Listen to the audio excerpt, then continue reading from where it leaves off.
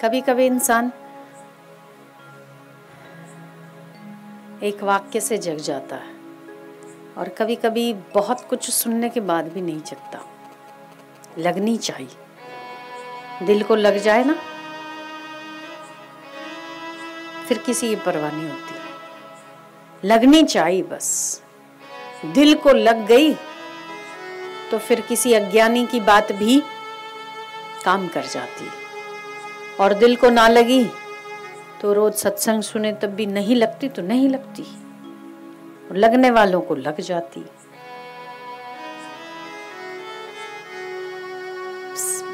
इटावा के पास भरथाना जिले के तहसीलदार एक बार कहीं जा रहे थे, सांप ने मेंढक निगल लिया। वो खड़े रह के देखते रहे। इतना बड़ा मेंढक जिसकी गर्दन ऐसे ऐसे हिलती है, और इतना मोटा मेंढक, इतना पतला सा दुबला सा सांप, और इतना मुंह बड़ा फाड़ा, और फटाक करके मेंढक को पकड़ा। बेचारा मेंढक मुंह फटा का फटा रह गया, कुछ बोल नहीं पाया। वो बड़े घूर घूर के उस सांप निगलते हुए मेंढक को देखे जा रहे थे। एक टकटकी एक भी पलक नहीं झपकी उनकी, और देखते ही देखते सर्प ने इतना बड़ा मेंढक निगल लिया। उन्हें बात लग गई कि एक बड़ा आदमी छोटे व्यक्ति को निगलने के लिए बैठा है। कोई अस्तित्व ही नहीं इस जीवन का। बड़ा छोटे को निगलता है, छोटा उससे छोटे को, छोटा उससे छोटे को, और सबसे ऊपर काल बैठा है, वो सबको निगल जाता है। तब एक वक्त ऐसा भी आएगा कि हमारे से श्रेष्ठ, हमसे बड़े हमको निगल जाएंगे, उनसे बड़े उनको निगलेंगे, और जिसको कोई भी नहीं निगलेगा उसको काल निगलेगा। उनकी विवेक और मति जागृत हो गई केवल सर्प और मेंढक को देखते रहने से। भरथाना जिला इटावा तहसीलदार थे, गए, अपना रिजाइन लेटर दिया और कहा आज के बाद मैं ड्यूटी पर नहीं आऊंगा। साधु बन गए, फकीर बन गए वो दिन। उसके बाद कभी वो उस गांव नहीं लौटे। ऐसी फकीरी में रम गए कि काल हमें मृत्यु दे उसके पहले काल पर विजय प्राप्त करना अब मेरा उद्देश्य रहा। बहुत अच्छे संत हो गए। बांदा जिले के तहसीलदार थे वो। कभी कभी किसी को कही हुई बात भी समझ में नहीं आती, और जब लगनी होती है तो आपके सामने छोटी छोटी चीजें भी आपको सत्संग दे जाती है, आपके हृदय को जागृत कर देती है। तो हम प्रतिपल अपने शरीर में देखते हैं, प्रतिपल अपने मन में देखते हैं। जो मन हमारा पहले था उसमें हजारों विचार आके परिवर्तित होता है ना। मन एक जैसा नहीं रहता। 2 मिनट के पहले आयुष्य जितना था 2 मिनट के बाद नहीं, 2 घंटे बाद नहीं, परिवर्तन होता है। जितना जिए उतना मरे। लोग जन्मदिन मनाते हैं, कहते हैं हम 28 साल के हो गए, हम 35 के हो गए, हम 40 के हो गए। आज हमारा जन्मदिन है, हम इतना जी गए, जी नहीं गए, इतना मर गए। जितना जिए उतना मर गए। किस बात की खुशी? अगर सही मायने में सोचो तो किस बात की खुशी? जन्मदिन की खुशी कि हम इतने साल मर गए, उसकी खुशी कि हम इतने आयुष्य कम हुए, उसकी खुशी। किस बात की खुशी? फिर भी हम खुशी मनाकर अपने आप को छलावे में ही तो रखते, धोखे में ही तो रखते। 40 पार हो गए, 50 पार हो गए तो बचे कितने? अब बच्चे 20 या 30, वो भी पता नहीं 20 बचे कि 30 बचे कि 25 बचे। तो जीवन का पौना हिस्सा तो चला गया। उस बात की कोई खुशी मनाते हैं क्या? पर एक परंपरा है, खुशी मनाते तो सब मनाते, तो हम भी मनाते हैं। कोई ज्ञान हो गया जो खुशी मनाए कि चलो अच्छा हम मुक्त हो गए। तो कभी कभी कहने के बाद भी मनुष्य को समझ का विकास नहीं होता, पर कभी एक छोटी सी बात लग जाए पार हो जाता। औरंगजेब के दरबार में वली राम करके एक व्यक्ति मंत्री का काम करते थे। औरंगजेब का नियम था दरबार में जब भी जो कोई आए उन्हें हाजिरी लगानी होती थी।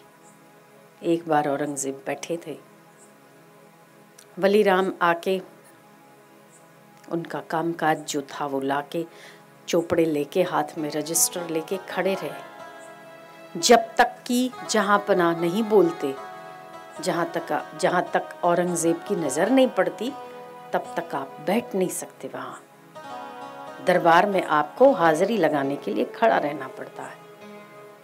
वली राम खड़े रहे 1 minute, 2 minute, 3 minute, 10 minute, 15 minute. 15 minute से ज्यादा देर खड़े रहे। वली राम ने सोचा कि मैं चोपड़े लेकर अपनी मुनीमगिरी कर रहा हूँ, अपनी मंत्रीगिरी कर रहा हूँ, जिसका मैं नौकर हूँ, जिसके यहाँ काम कर रहा हूँ, उससे तो मुझे देखने की फुर्सत नहीं। ये गुलामी किस बात की? क्यों करूं मैं गुलामी? क्या चाहिए मेरे को? पैसा चाहिए, सोना चाहिए। तो क्या मतलब मुझे पैसा औरंगजेब नहीं देगा तो मैं खाना नहीं खाऊंगा? क्या विवेक जागृत हुआ वली राम का? जागृत होना चाहिए बस। वो किसी भी अवस्था में जागृत हो जाता है। किसी टोकने से जागृत हो जाता है, किसी अज्ञानी के किसी व्यवहार से जागृत हो जाता है, प्रकृति के कार्य से जागृत हो जाता है। बस जगना चाहिए। और नहीं जगने वाले को हर रोज सत्संग सुनते फिर भी नहीं जगता। पत्थर पे पानी, पर फिर भी अच्छा है। परत परत परत होत भी सील सुजान। आज नहीं तो कल पत्थर में भी पानी गिरता है तो छेद कर जाता है। ऐसे ही अज्ञान की अज्ञानता कितनी भी जड़ हो, सत्संग सुनते सुनते हृदय में छेद तो हो ही जाएगा। आज नहीं तो कल घर तो कर ही जाएगा। वली राम उल्टे पैर औरंगजेब के दरबार से लौट आए।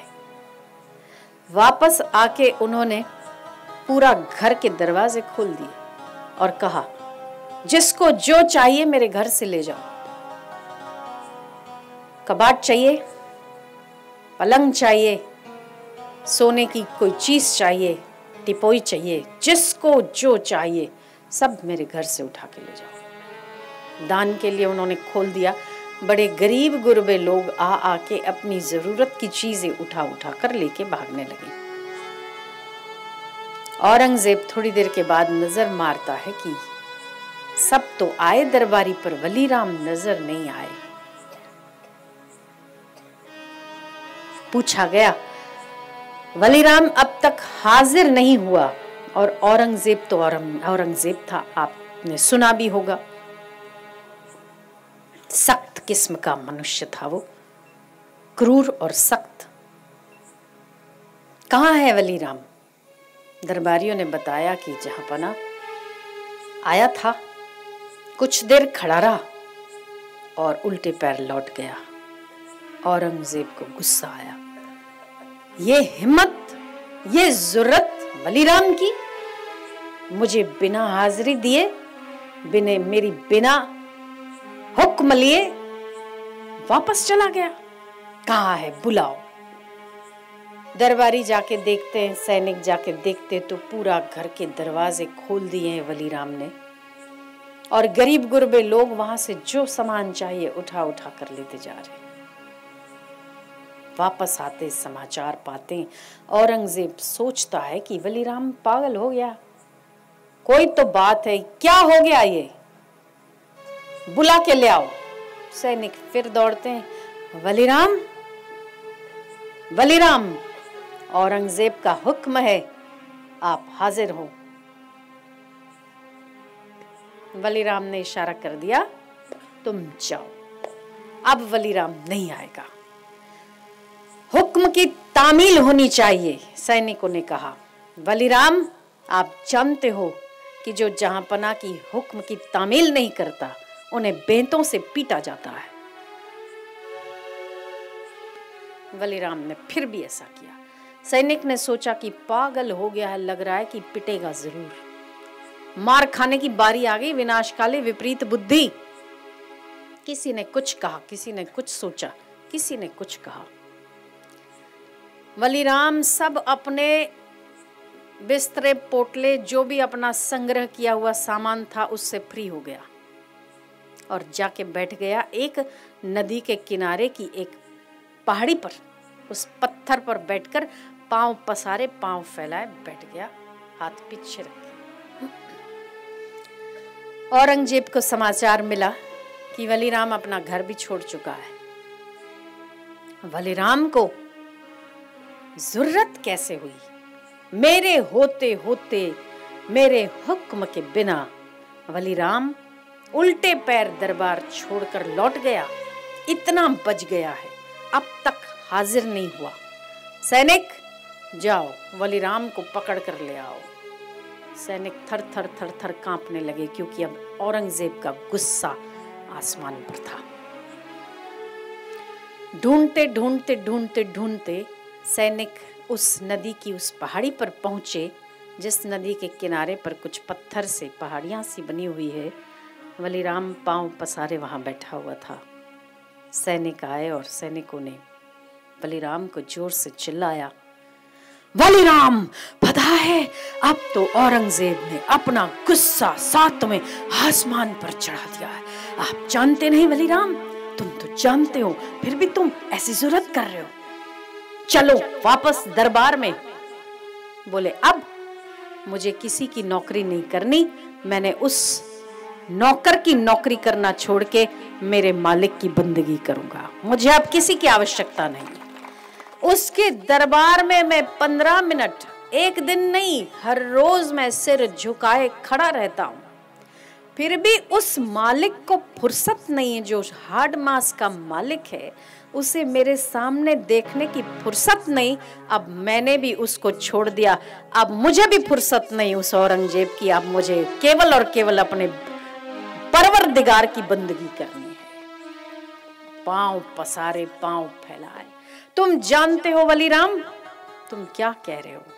मैं जानता हूं मैं क्या कह रहा हूं। सजाए मौत हो सकती है वलीराम। जिसने जिंदगी दी है उसने जिंदगी लिखी है कि कब और कैसे जाएगी। ये औरंगजेब अगर इसके हाथों लिखी होगी तब भी मुझे कोई शिकवा और गिला नहीं है, क्योंकि अब मुझे मेरे परवरदिगार पर भरोसा है। अगर उसने ऐसी मेरी जिंदगी लिखी होगी तो अब ये मेरी बंदगी है। मुझे अब किसी की परवाह नहीं, मुझे नहीं आना वापस। पांव पसारे। वलीराम की वाणी में वो दम था जो आज तक वलीराम जी हुजूर, जी हुजूर, जी हुजूर के अलावा और कोई चौथा शब्द नहीं निकालता था। वो वलीराम औरंगजेब के हुक्म के आगे सामने पड़ गया। सैनिक ने कहा कि तुम जानते भी हो कि तुम क्या कह रहे हो। मैं जानता हूं, जाओ, जो भी मैं कह रहा हूं सोच समझ कर कह रहा हूं। अपने बादशाह से कह दो कि अब वलीराम उसका नौकर नहीं है, अब खुदा की बंदगी करनी है। सैनिक दौड़ते गए। जहां पना वलीराम पगला गया है, क्या हो गया है उसे? अब वो कहता है कि मुझे इस मालिक की नौकरी नहीं करनी, अब मैं परवरदिगार की बंदगी करूंगा। क्या बक रहे हो? होश में तो हो? तुम्हें पता है सिर धड़ से तुम्हारा अलग हो सकता है। ठीक कह रहे हो तुम, होश में हो, बिल्कुल होश में। वलीराम से मिले हो तुम? मिले हैं हम जहां पना हुजूर, हम मिले हैं, अपने कानों कान ये सुनकर आ रहे। सही कह रहे हो? अगर तो समाचार गलत हुए तुम्हारी खैर नहीं है। जहां पना आप चलकर देख सकते हो। औरंगजेब जैसा खड़ा था वैसे का वैसा उठकर वलीराम के पास दौड़ आया। वलीराम क्या कर दिया? तुम हमारे दरबार के शान हो वलीराम, तुम हीरा हो, हीरा। तुम्हारे मंत्री पद में आज तक हमारी हुकूमत सलामत रही है। चलो वलीराम, आओ, अपने यथास्थान, अपने स्थान को ग्रहण करो। वलीराम ने बड़े जोर से ठहाका मारा। औरंगजेब, पहले जहां पना हुजूर, और अब नाम लेकर वलीराम को पुकारने की ताकत आई। क्यों? क्योंकि अब उससे कोई चाहना नहीं। जहां चाहना नहीं वहां चिंता नहीं, वहां मन बेपरवाह, जिसको कछु न चाहिए वो शाहों का शाह।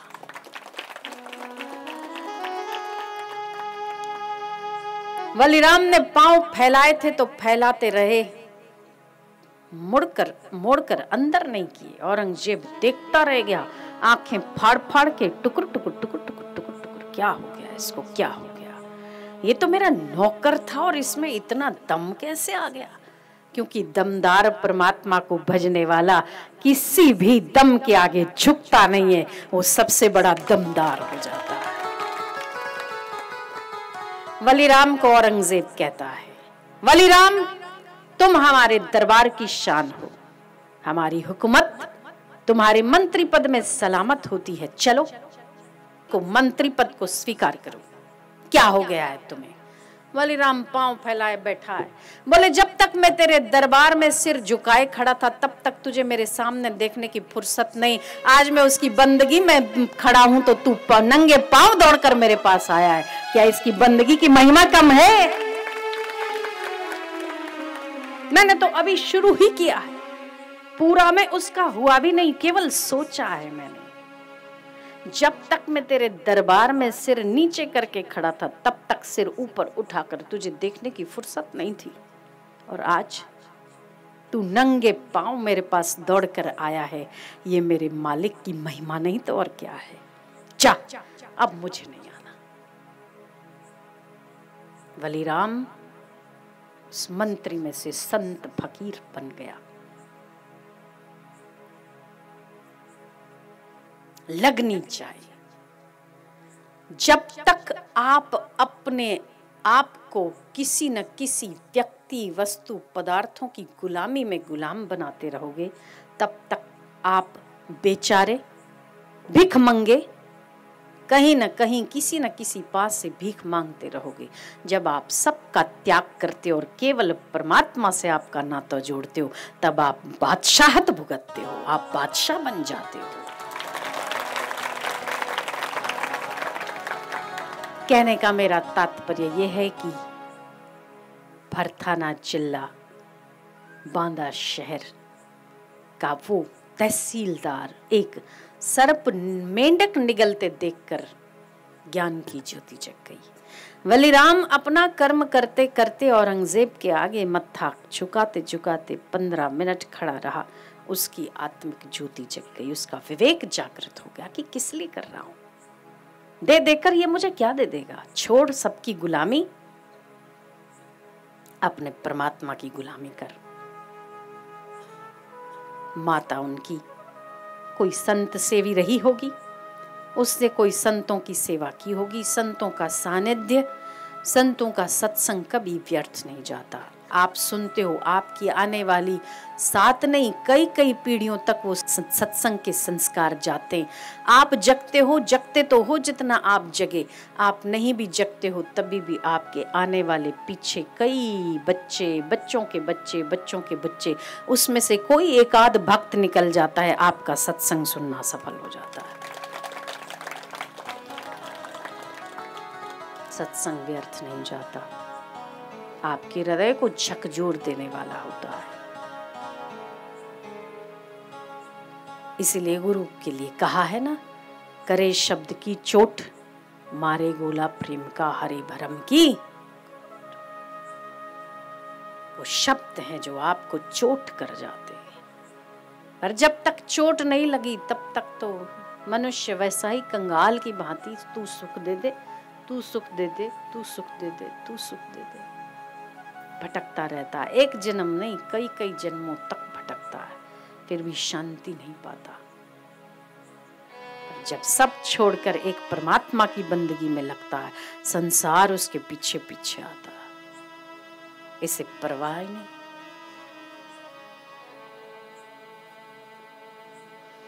संसार जलती आग है, इस आग से झट भाग कर आ, शांत शीतल देश में हो जा अजर।